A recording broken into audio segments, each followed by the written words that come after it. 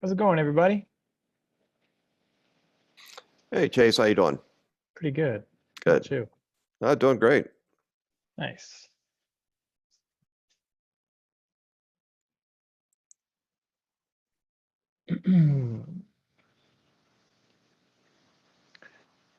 Let me send this live if I can in Facebook.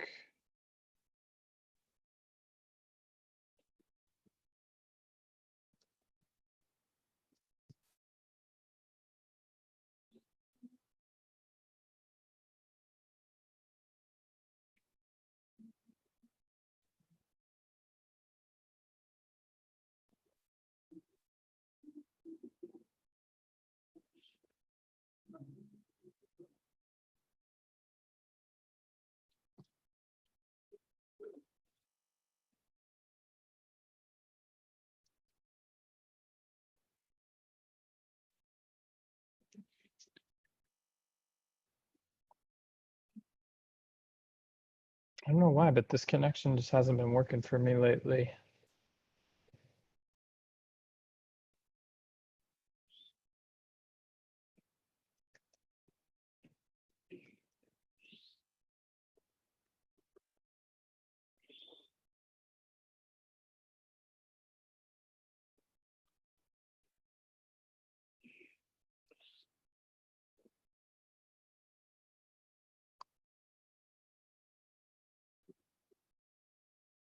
Is anybody on Facebook?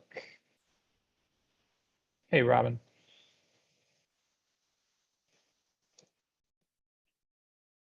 I don't think it worked. Let me see.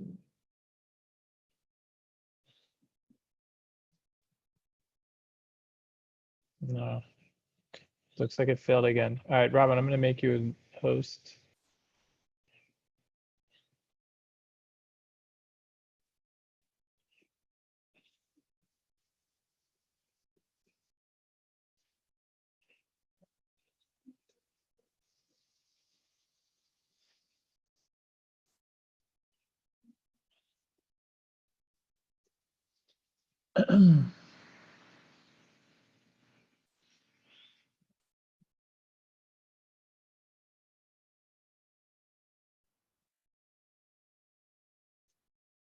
How's everybody holding up? Hey, Chase. How's it going? Good, good. Thanks for doing this today.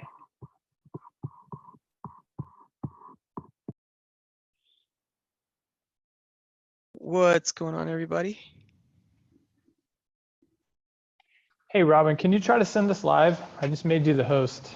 Yeah. I couldn't get it to connect again. All right.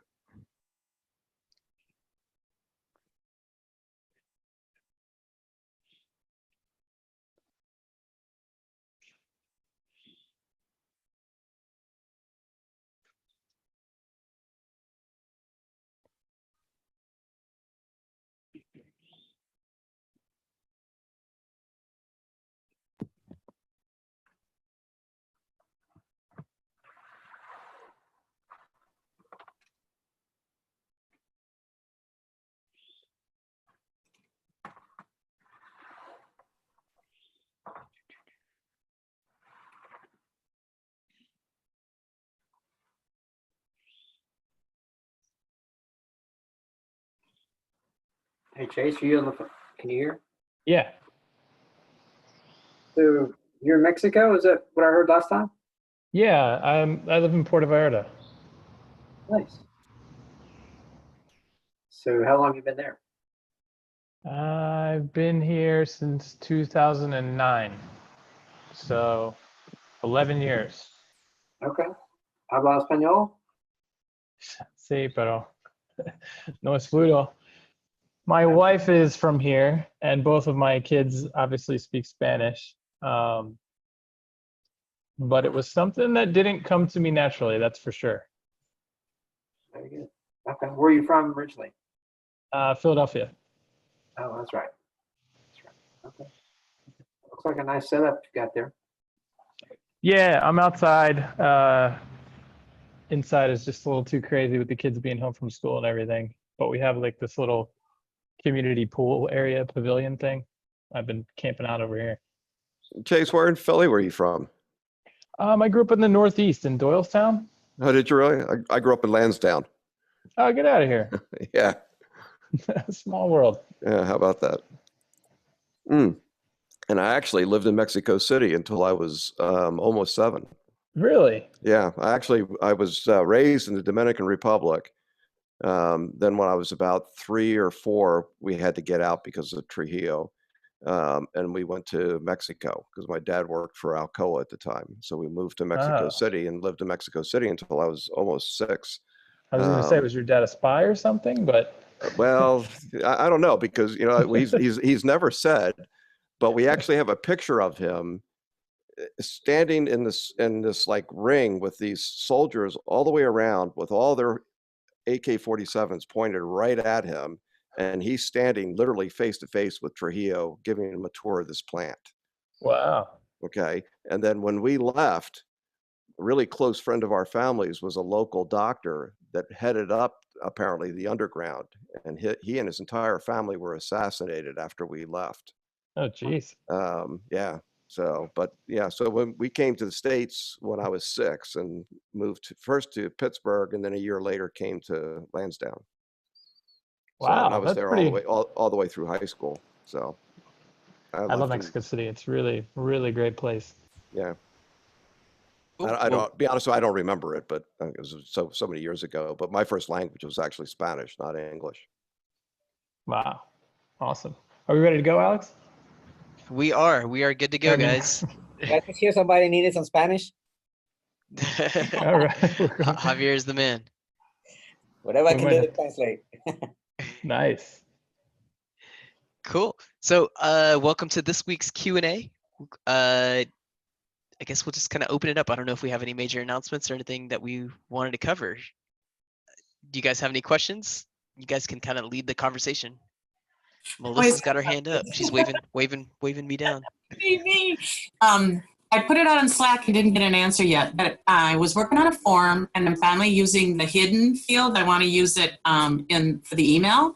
So it says there's like a little box you have to fill in. It says put something here, and I'm not sure what to put there. What are you planning on doing with the hidden form or the hidden field? What I'm hoping will happen is when I text or email, it's for my customers. So when I text or email them, that email will sync with that so that when they reply or they fill in the form, then all their responses will go in their contact record. I don't want to have to ask for name and all that other stuff again. If the email's in there and I'm emailing them or If you're text, emailing them, so you're going to do a personalized email, or is this going through a campaign? it'd be a campaign. Um, Well, how is it meant to be used? That's got it. Yeah. So the hidden field is meant to think of a submission where people enter in all their details, yeah. and you can use the hidden one where you put a static field entry in there. So, a perfect example is you're running a campaign for, I don't know, the local dentist, Okay. right? You drive them to a landing page and you use a form on there. That form can say, enter in your name, email, phone number, and then you can have a field at the bottom that's hidden, and maybe that says free teeth cleaning or something. So when they hit submit within HighLevel, you're collecting that data, right? Their name, email, phone number, and whatever's in that hidden field. And so what that allows you to do is you can have, it helps you scale to multiple forms without having to create custom forms for every single item that you create. Got You it. can just modify that custom field. Okay, I was thinking of using it the way Infusionsoft used to use it, where when it was hidden, it would pull from their record what their email address is so that I didn't have to have them fill in their first name, last name, email, phone number, all that stuff again. Yeah, so in that scenario, what you would want to do is you could test it out by try using the hidden fields, but putting in like contact.name That's what I was test it wondering. out. Yeah, and test it Yeah. out. See if it will pre-populate. That's what our traditional use case is using the sticky contact component. Okay. But if you're like cold emailing, of course they don't have a cookie to be able to bring in that Yeah, data it into the wouldn't be form. So cool. Yeah. so Okay. it might work. It's one of those you just have to test it out and see. Yeah. I actually haven't heard anyone try to use that, but it might work. Always pushing the boundaries. Yeah, yeah, exactly. Cool. That's it. For Yeah, what else do you guys have? I got Robin, a can quick you question. walk through that example a little bit further? I think that would help a lot of people. So you said a hidden field and you want to use one form as opposed to multiple forms. How does that help? Yeah, give me 1 second. Let me find an example of where we're doing this. And while you're doing that, if I reclaim the host, will it break the stream? No, it won't. Okay, cool. Although, are we still live? I feel like it disconnected. Looks like it. Yeah, we're good. Zoom is live, but Facebook ended. Yeah. Did it? That is correct, sir. I don't know The what's new going on live with that. producer is kind of wonky. Let me try bringing it back up again. You guys But- using OBS? No, we're just using Zoom. Mhm. Just the built-in stuff. Can I ask a question while you guys are getting that live back up? Yeah. Yeah, it's Graham. I'm just curious if anybody on here or if Chase or Robin would recommend Mobile Monkey as a chatbot solution, until you guys have yours ready, obviously. I know nothing about Mobile Monkey. What Me either. exactly does it do? It's a chatbot that integrates Facebook Messenger and SMS and chatting through a website widget, so it can carry the conversation between those three different platforms at the same time, I guess, for the same lead. But basically, my real question is if anyone has basically any tips on using messenger bots for generating leads. I want to start getting into that. Mobile Monkey looks like a pretty good platform. Until, obviously when you guys launch yours, I would just probably dump that and use yours. But I'm looking for a solution in the interim. If anybody does mobile or chatbot type marketing, I'm curious. Yeah, so there are a lot of people that do it. And I guess it just depends on the process and how you do that lead generation. So built into HighLevel, you can run a campaign, and if the customer replies through Facebook Messenger, you can build sequences Yeah. using a campaign structure. Now, what we don't have just yet, and we're not far from finishing it off, is basically collecting data within that. So that's basically running a survey through conversation.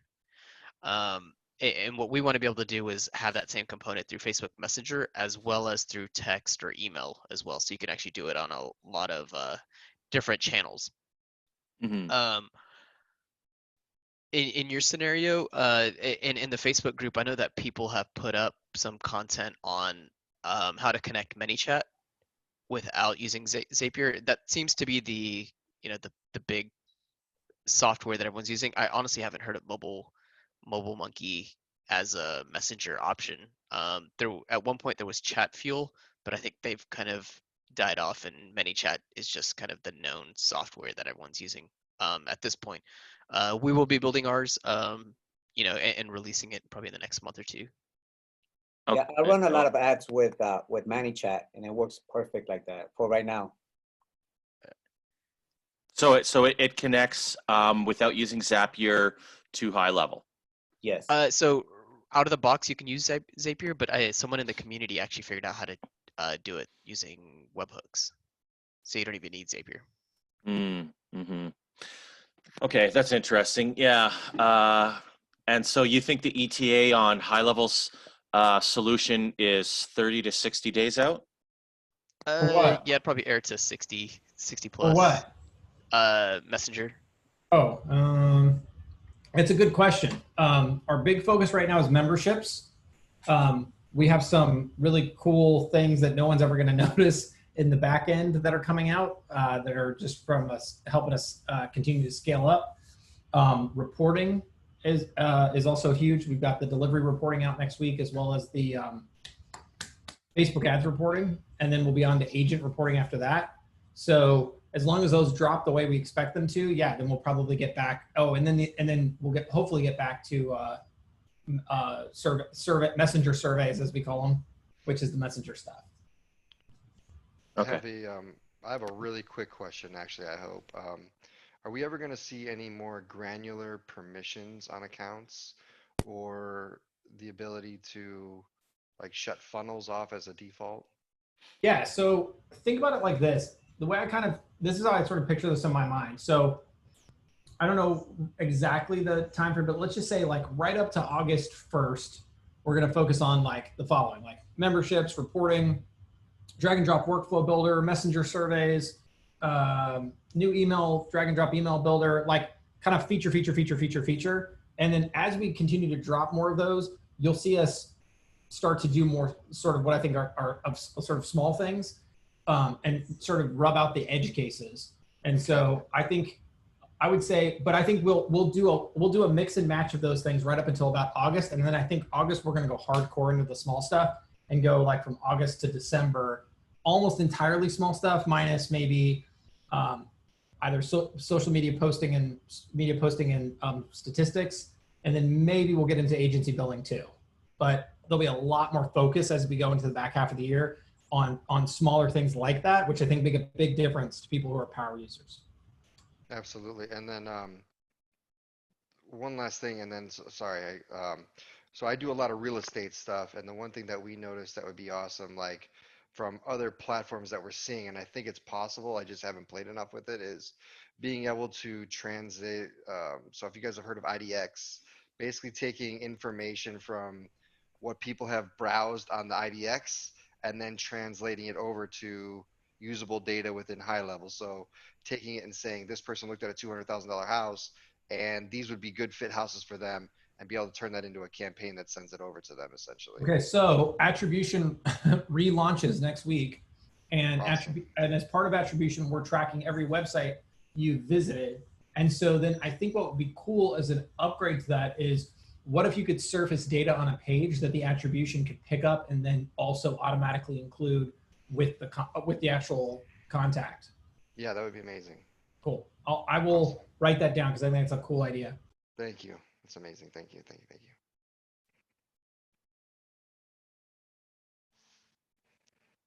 One question that I have, and maybe this goes into your comment, Sean, about some of the smaller stuff that's coming out, but I've noticed that when I set up a client with an admin account under their location, there are certain things that for some of my clients that I'll still try and limit, but then because they have an admin access, they're able to go in and modify that and change that. So if I say, for instance, like I don't want them to see funnel builders or triggers or things like that. Yeah, I know exactly what you're talking about. Yeah, so the idea is basically when you're creating a user, be able to specify all the things they can and cannot see. That's definitely on the list.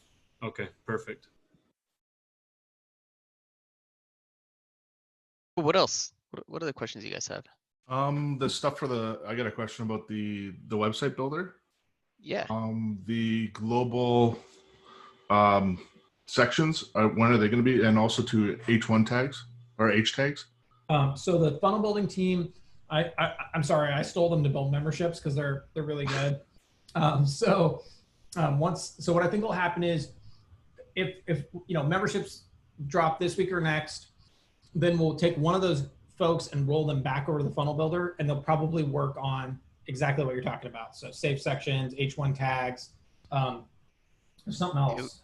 We have a list of we have a list of 15 things that we want to roll in. Perfect. So they'll roll back to that. Yeah. We also added another team member to that team, and that person is warming up. It takes a new developer about 30 days to really start getting like actionable. So you should start to see a lot of that stuff drop in May. Yeah. Oh yeah. Okay, good. Because every time when you run it just with the H1 tags, like with the new sites that we're building for the clients. Totally agree with you. And what's really cool is, so this back end stuff that we're doing that nobody knows about is prepping for the next stage. The next stage is we're gonna we should actually be able to speed up all of our websites, funnels, calendars, surveys, forms by at least 5x.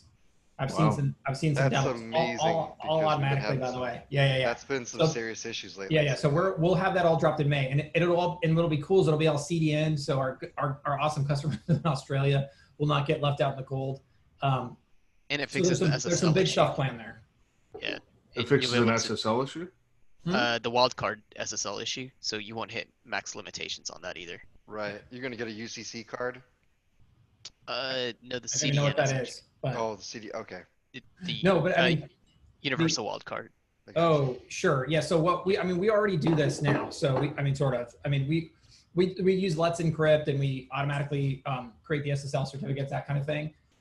But the issue we have right now that we're going to alleviate is two things. One, every time you hit a funnel, it's actually dynamically generated in real time. So we're going to start caching the funnels and everything. And then on top of it, right now, it's all feeding out of one data center. So we'll automatically distribute it to different CDN endpoints in different regions. So you put those things together and things get real fast, real quick. Got it. Awesome. It'll take another month. It won't come out to the end of May, but you'll see it soon. So we're gonna be spreading server load around pretty much, and Well, it's mostly just pushing things. Like, I mean, the problem Serving is content around the world. the problem that we run into is physics. So the speed of light is a real bummer. It's not nearly as fast as it appears, right? Like your ability to transit data from one point on the globe to another is just physically limited. So, the way to solve that problem is you just sort of you have to cache it at all the edges. And so the idea is just pushing content to those edges so that it's readily available upon request, so that the physical. oh, so we're caching. We'll be caching data readily. Yeah, so- yeah, absolutely. Or like an SSD cache or something like that. Okay, I got you. Essentially. Next problem for high level to solve: the theory of relativity and the speed of light. Well, I mean, computer science is at some level the battle of physics and bits at the same time. Hey, I got a calendar question, if you guys have a minute. Sure. So I just posted this in the group, but what's happening is I set up a shared calendar, just a blank calendar for my sales team. And I set the appointments per slot to 3 because there's going to be 3 of us, right? That works fine. I can go in and book 3 at, let's say, 3:30 today. I can go in and book 3 and it's good. When I go to book the 4th one, it's blocked off. It's not available, right? But if I go into my calendar just straight to it was Google, sounding so good right up until the yeah, but. right up until the but. There's always a but. But when I use either the native Google Calendar and add an event at, let's say, 5 p.m. today, the entire 5 p.m. slot is blocked off. It is blocking it Completely. Do you have two-way sync on? I was just gonna ask that. I've got one-way sync on, but I've tried all 4 options. Yeah, and all 4. it has to be two-way. Sean's muted, but it has to be two-way sync. I'm sorry, Yeah, it's or called smart. unmuting yourself. Yeah, People it's can either hear. smart or two-way sync that you Yeah, need. I you need to be just tried that, and it does not make a difference. It still blocks the whole time slot out. Did you clear your cache after you change the settings? Because a lot of times it gets cached.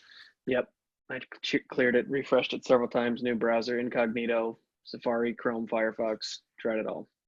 Yeah, maybe after this call, if you ping me, we can take a look at it and see what we can do to get that working for you. Yeah, because it's probably a BCAC error, but I've been at it for 6 hours now, and I'm done. Got it. Yeah, no problem. Cool. What else? All right. What else do you guys have? I just wanted to tell Sean that I asked last week about having all 30 of my phone numbers come into one account and email, texting them back out of the same numbers. It took him an hour to figure it out, but we got it and it's working. So I just want to, it works. So perfect. I was waiting for the shoe to drop on that one. Oh, no shoe. There was no but to that statement. It's all working, but I think it's important to report the good news too, right? Right. I appreciate that. That means a lot. Yeah, Yeah. definitely. It's Yeah, we try hard over here. So, hey, I mean, I think it's kind of a fun, I mean, unless there's other pressing questions, I'm happy to answer, but like, what about all of you folks? Like, how is COVID-19 treating you? You know, who's still seeing success? How are you seeing success? I mean, I think this is also a great time for you guys to share as agency owners, and I want to learn too. You know, anybody want to jump in and volunteer? So I will real quick. We started this pretty much me and my business partner started this kind of at the cusp of the COVID-19, but we looked at it as like a great opportunity because it kind of leveled the playing field for everybody. People that backed off of marketing, we saw marketing prices drop, Facebook ads, stuff like that. So we've been relatively successful since the start of COVID-19, from my perspective, and HighLevel's been a big part of that. So we really appreciate Why it. is that, Mark? Like, I mean, for all the, I mean, they're not here anymore because they've canceled. But for the agency owners who said they had to shut their agency down because of COVID-19, why is it that you feel like you've been successful when they have not? I think I picked a niche that's more successful in staying around long term. So I think a lot of things has to do with the niche you pick, or people who don't stay in their niche and they try to service too many different types of businesses. I mean, you know what they say, right? The riches are in the niches. So pick something and stick to it, kind of thing. You know, you try to, chase too many rabbits, you'll end up with none. So I think that's why we've been more successful, is we've stuck with one market and kept at it. If I was chasing restaurants right now, I might be in a whole different platform. Right. You might not be, you might not be really right. But like, oh, everything's going great. Exactly. We see that quite a bit with restaurants and gyms where they've essentially flatlined.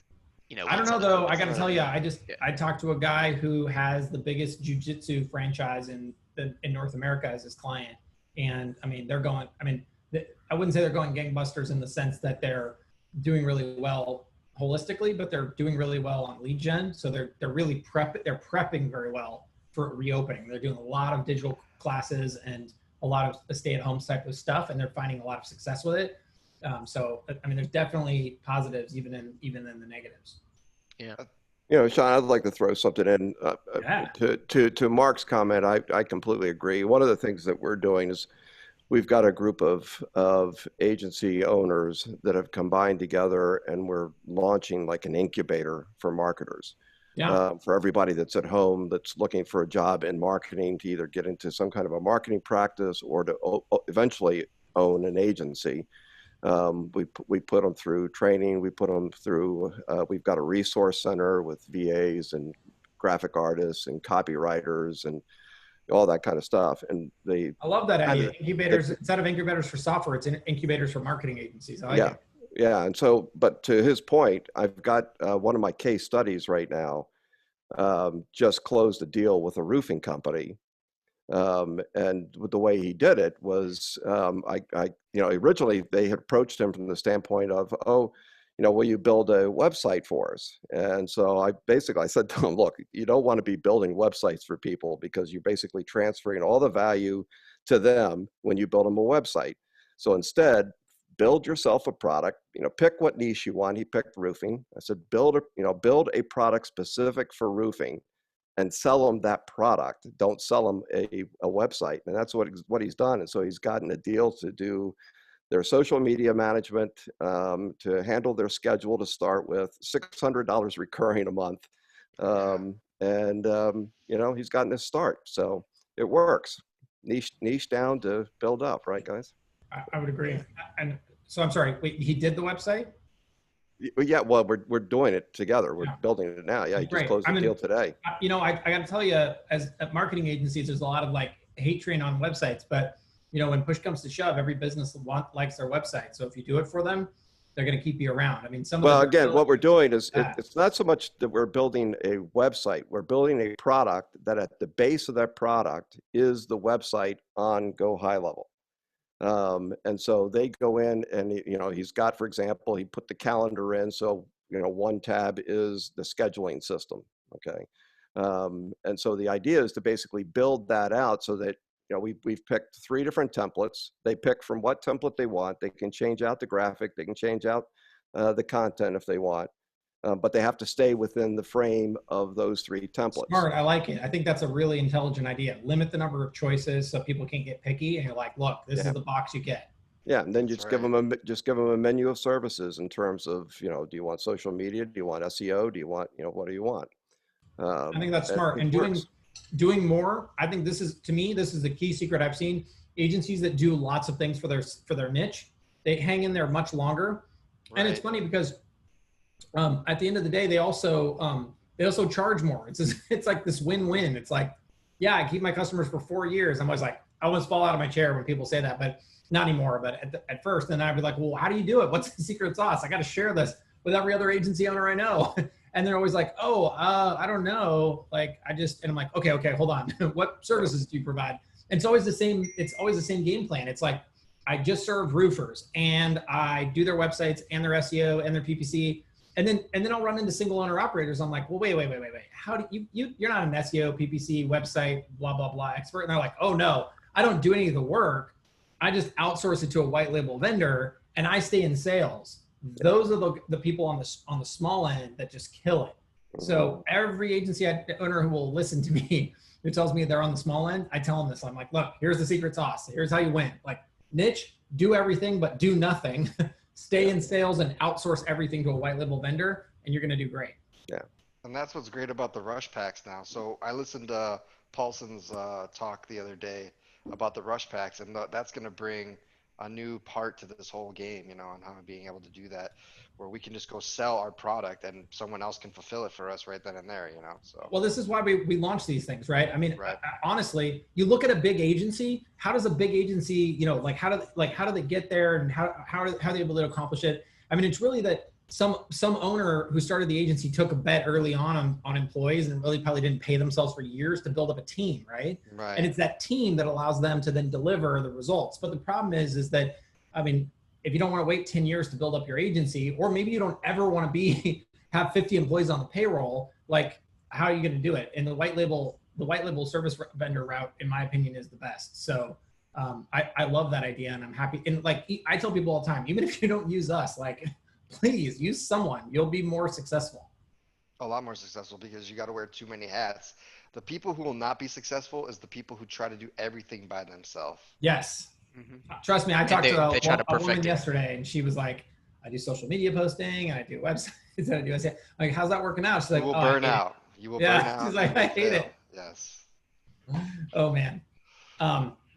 Can we talk about, okay, so I want to talk about an idea that I am really excited about, but I'm okay if someone in this room deflates my balloon. But I was on Nick Robbins' group today, and we talked about it there as well. And I've seen this with a couple other agency owners. I'm really excited about it as a lead gen technique. So if we think about COVID-19, we saw a lot of businesses get to a place where they had to offer like a digital product, right? And I feel like going forward, this will be something that persists, not just because of COVID-19, but because I think it proved the point that a lower price point item. So like, think about something like a gym.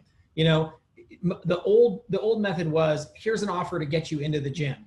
But now it's like, you can't come into the gym, so I have to get you to buy something you can do at home. But I feel like that buy at home concept is going to stick around because it's lower priced offer and it's a lot less friction. It's immediate gratification. So post COVID-19, I say we stick with that. We offer it through the memberships platform for our clients and allow them to use it as a lead gen technique to collect revenue on the front end, offset the Facebook ad costs, and then upsell people into longer term, you know, show up at the gym, get personal training, traditional offers. What do we think about that idea?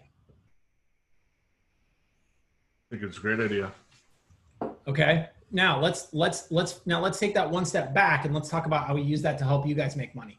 So can I tell you what? So exactly what you just said, to make it digital. I work with non-for-profits, so the SPCA, the Humane Society. Yeah. And so we just did the first ever 12 weeks of puppies digital online adoptions. Oh, that's cool. Nice. So we had it was scary as hell. Like, I had nightmares the first night when it was launching. So it was 125 dogs were rescued from the other side of Canada. So Manitoba, and I'm in Ontario. So it's very far away.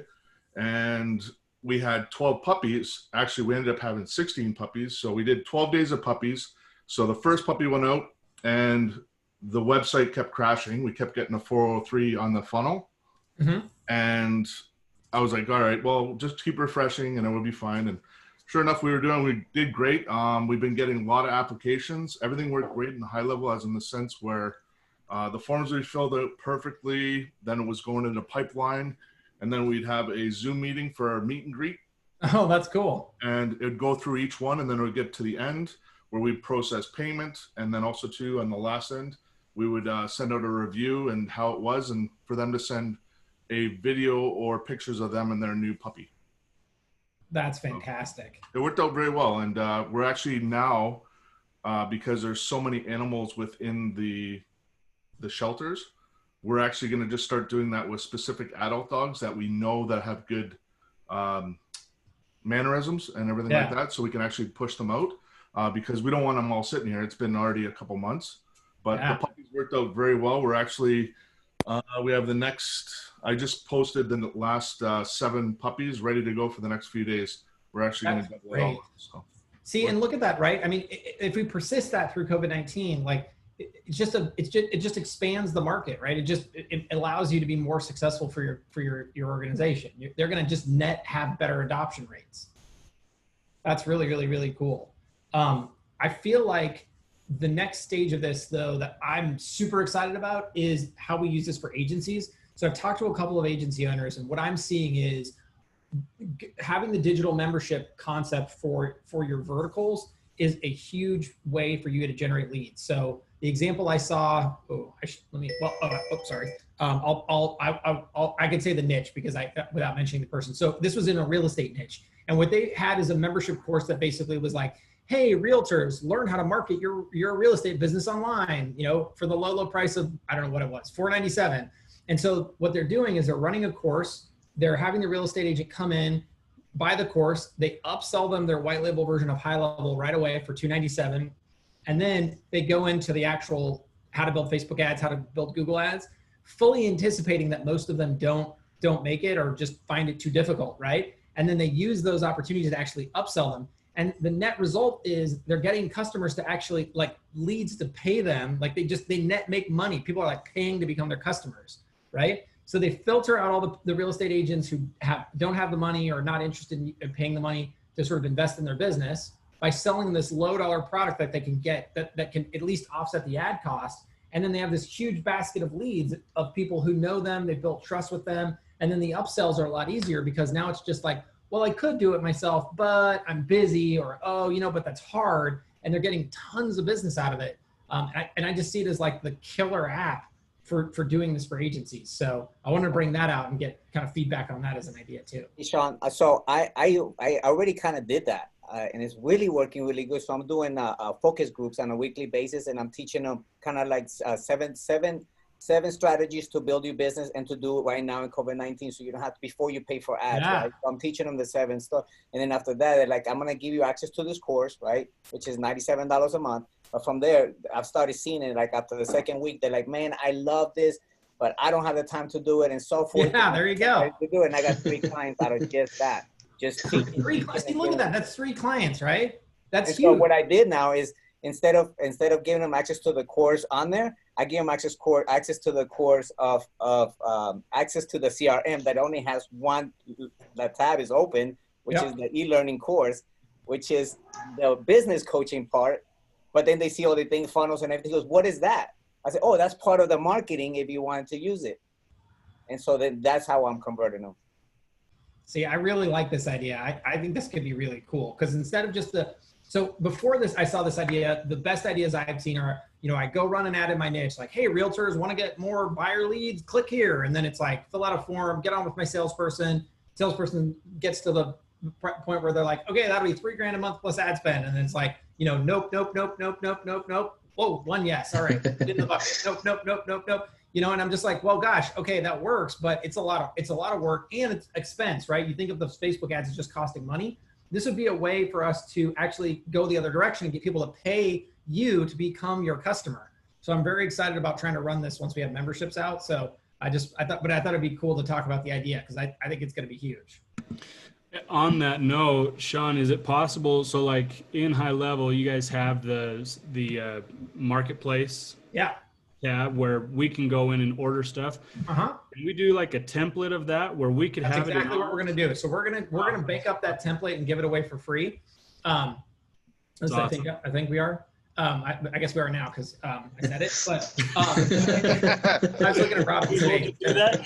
Get a big smile. like, But anyways, I Just want to gave do us a that. ton of work.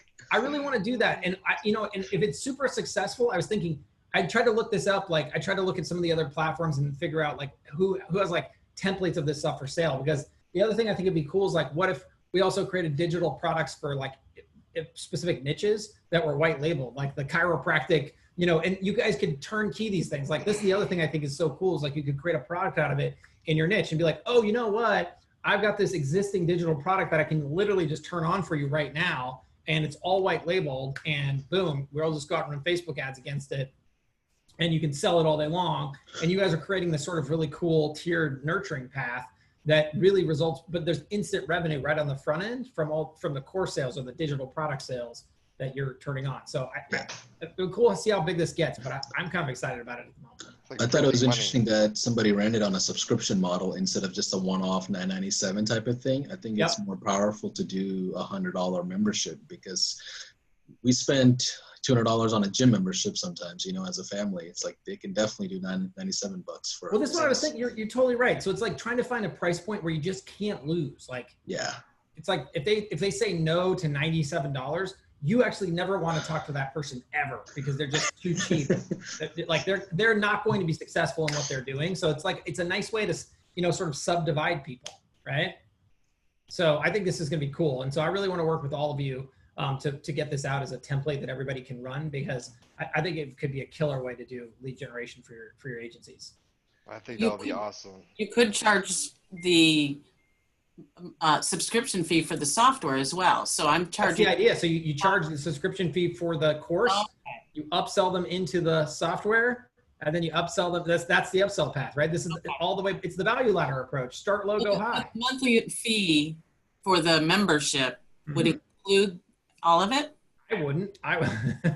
You get 1 month free, 1 month free. Or something, right? Like, but think about how marketing agency coaches roll, right? If you go out and you buy a how to become a marketing agency course from your favorite coach, they don't include, they don't include ClickFunnels and ActiveCampaign with that, or hopefully HighLevel. But they just say, oh, and by the way, in order to do all these amazing things that I'm teaching you here, go get these products. Here's my affiliate link, right? I think you guys should sort of do the same thing where it's like, oh, and by the way, in all of these amazing things I'm teaching you, I have this already pre-canned in a snapshot from this great software called my white label software goes here, right? And that's how you. Yeah, I think also another thing we talked about is like those niche specific agencies that are maybe focused on just like medical or, you're around the rush pack ecosystem. Yeah. Like that's one type of course, right? The other one is like if you're the service niche, like we just do Facebook ads all day long. So I think there's two types of products that we can possibly put together. Well, and I was thinking about examples of really popular coaches. Like think about it like a guy like Billy Jean, right? He just teaches Facebook ads all day long, and he has a gargantuan number of students, and they're almost all small business owners, right? So, there you go. But the vast majority of his students are not. Well, Christine's a standout because she started and still is a business owner. I was an original. There you go. I was an original with Billy Jean since 2016. Well, there you go. So, and so that's my son. Say hi. But I took Billy. I had lunch with Billy Jean a couple of months ago, and I think it was probably 5-6 months ago now. And I went down to meet him. He's an awesome, amazing guy. And I was just talking to him about his business, and I just assumed he worked with mostly agencies, but of course it's totally the opposite direction. It's like 5% agencies, 95% small businesses. So why not do the same thing for you folks? Why not create a model where you can be like your own Billy Jean, but in your niche, right? And then I was thinking also about Billy Jean, and I was thinking, well, what happens if I take his course and then I find it too difficult to do my own Facebook ads? What's the outcome? Like, where do I go? And I don't think there's an easy route there, but with you folks, there is an easy route. It's, oh, don't worry, I can do that for you. It's called my done for you services, and creates this nice, beautiful upsell path. Yeah, I think you can kill it. Thank you, brother. I got a question. Well, hold on, I didn't hear that last comment. I think it was someone picking up. No, Oh, my bad. Oh yeah, go ahead. I was just gonna say, has anybody dealt with? I'm sure you have, but I mean, what has been your reaction to dealing with people? Like, what's your kind of average price point? I'm just curious what everybody's average price point is right now per customer. $97 subscription or die, right, Christina? But for That's what? what you said. That was a joke. That was a joke. For high level? I just No, for the That was a course. joke from earlier. Yeah, Oh, that was well, a joke. I don't know. I mean, But oh, go ahead. we have a couple offers right now. If they're doing my high level one-to-one coaching, they get it for free. But I have a $2,000 level, a $997 level. Okay. Yeah, see, I like those price points, to be honest. I mean, I was originally of the $97 a month idea. I was like, I'll just do it cheap. But the reality is, like, I think if you figure most people don't hang with a course for more than a couple of months, it's almost better to just grab it up front. And like worst case scenario, you just got $997, you're out. And you just know, I mean, I've talked to some coaches, and the reality is, even on the marketing side, the number of people who are going to make it 3 to 6 months is near zero. I mean, it's just hard for most people to get that far. Either they learn everything they need to learn and leave for that reason, or they just can't hang with it and they quit. So from your perspective, if you're teaching like a real estate agent or something, if you can get $497 out of them up front versus in increments of $97, I don't think it changes the outcome. I think it's better to get the $497. I think you'll net get paid more, and I think they'll ascribe more value to the thing you're selling. Now, there's definitely a point there where I think they say, "Oh, this is nuts," right? So it's finding that right price point. But I think the more you can take up front or in a one-time fee, the better. Got it. I just meant average cost per customer. People were, because there's a On lot an of acquisition things. basis? Yeah, exactly. Yeah, I don't know. Good question. I'd love to know that. I'm at $247 a month now, Okay, average which cost. I've seen my numbers go down, but quite honestly, they're better clients, so I'm totally cool with that. Can you clarify what do you mean by each customer? Are you talking about agency service clients or a subscription for software? What type of customer were you saying, Melissa, for $247? Oh, I'm sorry. I thought you were talking to Mark. What kind of customer? They're just basically it's a subscription to the software. They get the software. Okay, got it. Yeah. Let's see, what we're doing is we are, because we're doing the incubator, what we're doing is we're offering people a membership for $49 into the incubator. And then with that, as soon as they sign up, they immediately get a pro account for 30 days, along with all the video training that goes along with it. Then they can opt to do an upgrade to instructor-led training if they want. We've got a couple of programs for that. And so there's like all kinds of little like in-app upgrades that they can do inside the program. But then we sell the pro account at the end of 30 days. We sell it for $300. But if they buy it, if they're a member of the consortium, then they get it for half price. So they get it for $150. So the total cost to them is $200, having the pro account and membership in the consortium. And then you charge that monthly, then the $200. We charge that monthly, and then of course, like I said, we've got all kinds of upsells inside the program. Like we're in discussions with the guys that are doing Go High Level Experts to be a part of our resource center, so that we can provide that as a potential upsell to members. And then we have coaching. So I've got a group of coaches all lined up. So if they need a specific type of coaching, they get that kind of upsell and so on. So are you guys, and this is a question for everybody. So are you guys giving the email away with it, like bulk email through either Twilio or Mailgun, or is everybody having people sign up on their own accounts? I have them sign up on their own accounts. Okay. Yeah. I've been including it, but I'm toying with skipping that because I don't know. Yeah, I started doing that, and then it was such a hassle to. It is. Like I said, you know what? It's easier just to do the initial setup, do an onboarding session with them, help them set up their bulk mail, help them set up their Twilio account, and off So you if go. they don't need the bulk mail, then they could just use their standard Gmail or whatever Right. account they have. Right. Okay. Right. Okay, that's interesting. I'm happy to hear that's how everybody's doing it. So we So kind of had I a do little it. bit different. I do it to where we give away emails for free just because they're so stinking cheap. Okay. But then I have them set up their own Twilio account because I don't want to have to manage how many texts they send and stuff like Yeah. Okay. Are you using SendGrid or are you using Mailgun? that. For now, we've just been using Mailgun, although I've been looking into AWS and start using email through Amazon. It seems like it's pretty cheap, a lot cheaper there. Yeah, Amazon's going to be the cheapest for sure. Although I almost, I always think it's a relative discussion though, because like, what's your total bill with Mailgun, and what would it be with Amazon in your perspective? Yeah. I think that's apples and Oh. oranges though, isn't it, Sean? Because it depends on how many emails you get from each per price breakdown, right? And how many are Well, I'm used. just thinking, I don't know, like pick a number. Like for 50,000 emails on Amazon, you'd pay X. Yeah. 50,000 on Mailgun, you'd pay Y. You know, the problem that I will tell you, email is my biggest pet peeve by a long Right. shot. Whenever anybody thinks me about email, I just like, because the problem I think that's fundamentally misunderstood about email, and I see it all the time, is like people are like, well, I'm switching to SendGrid because Mailgun's terrible. It's like, oh yeah, no, you're right. The Shopify really picked the worst email partner. Mailgun's terrible. Shopify really got it wrong. Like, no, that's not actually what's happening. It's just that getting to someone's inbox is not like, it's almost like email's a best effort system now. It's like, I think Right. most people are used to writing their friends or co-workers or just people that they have some kind of relationship one-off every so often, and it always gets there, right? But then when they send their first email blast and they find out that most of it went to the spam box, they get all upset about it. And I'm like, well, what do you expect? Like, this is going to happen. You can't just get to my inbox because you want to. And Google's never going to tell you why you didn't get there, because then you could work backwards from there and figure out how to always get in the inbox. It's just, that's how this is going to go. So SendGrid and Mailgun and all these people have about the same deliverability in my book. Inboxing is a whole nother story. Yeah, I agree. But after you do it about 100 times, you learn that. And then I get on the phone with some of those people and they're like, oh yeah. I know. owned an IT consulting company before I did this with HighLevel. So all this stuff, like the engineering part of it, I actually understand. It's like more the sales side I'm learning a lot more of now.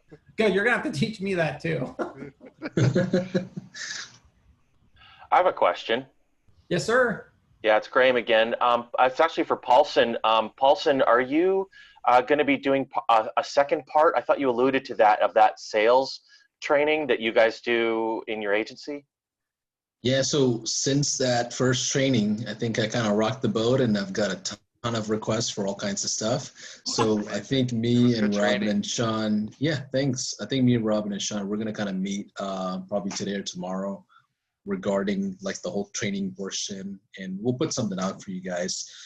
We're getting a ton of requests for all kinds of stuff, and Sean talked about possibly doing like a templatized course type of thing for your niches, services that are driven to that, but we need to cater to everybody. So I don't want to have to ask people to put it on the voting system, but we definitely have to go with everybody's demand, right? But definitely we'll go down the route of helping you guys on making sure you're successful. I mean, Robin talks about it all the time. If all boats rise together, we can all win. So we're going to do whatever it takes to get there. Yeah, nice. I was kind of thinking like, man, there's all these courses out there, and no diss to Rob Bailey or anything like that. I actually took his course and it was awesome. But why I'm like, it makes a lot of sense for you guys to do a course on sales and even prospecting and stuff, because obviously the more successful HighLevel users are, the better it is for HighLevel as a company and the parent agency. So yeah, I mean, and we trust you guys, right? So I'd love to see some more sales and prospecting type support from HighLevel. And I did really think that your first one you did there was really good. On another note, I have just two more quick things. My computer crashed when we were doing the open jam there about what's going on with COVID. And my comment I just wanted to make on that is I couldn't think of a better business to be in right now than digital marketing, because if the economy stays slow as this thing recovers, then more people are going to be looking to digital types of services and just a more digital way of life, which will only benefit people in our space. If the economy recovers fast, it'll also benefit us because, it'll just be getting back to business as usual with business owners even more eager to, ramp up their business fast. So I think we're kind of in a nice situation here, us digital marketers. That's just my comment. Third, I have a super quick technical question. I need to buy 3 numbers on Twilio because I'm not seeing myself being able to pick them through HighLevel because I need to pick them through a specific city. How do I pick them in Twilio and then assign them to the user in HighLevel?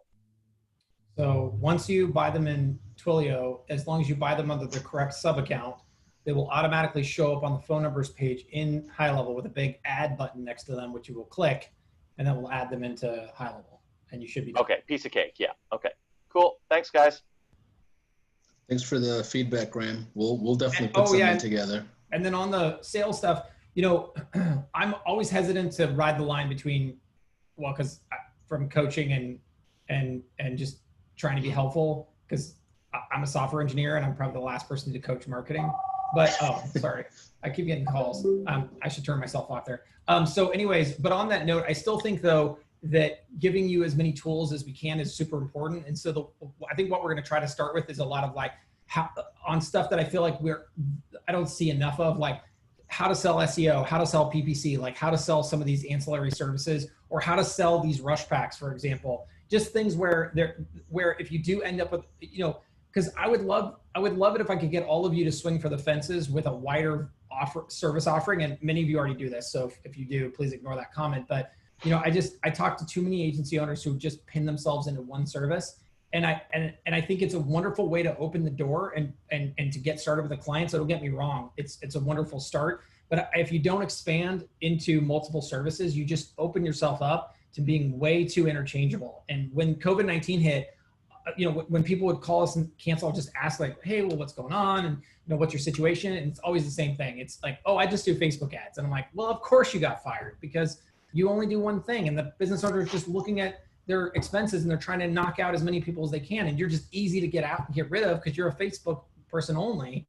And it's like, had you held the website and the PPC and the SEO and the Facebook ads, they probably still would have called you and asked for a 50% discount, but you'd still be in there right now. You wouldn't have gotten canned. So that's my hope and for all of you is that you get to that place where, you're charging, $2,000 to $3,000 a month before ad spend because you're doing a lot for your clients. And I think you'll find your retention goes way up, and I think your irreplaceability will go way up.